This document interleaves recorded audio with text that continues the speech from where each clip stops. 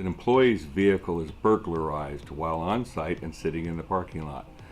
Stereos, car stereos, cameras, personal items have been taken from the employee's car. The employee turns this in to the employer, obviously feels bad about it. The employer asks the question, what is my liability? What is my responsibility since my employee lost their items while on my site? The answer is, it's not your liability.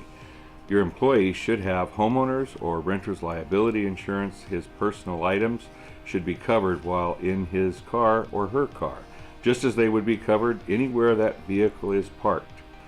If you wish to put a sign up in your parking lot that says they're responsible for their own items, that's fine too. If you wish to give them something in the way of compensation for their item that was taken, that's your option, it's your business. Be aware that the moment you do that, you create a precedence, and you must always do that. So set a dollar limit. Decide if it's going to be $50 or $100, and then never ever surpass that amount of money in the future. Otherwise, you may have an issue of discrimination.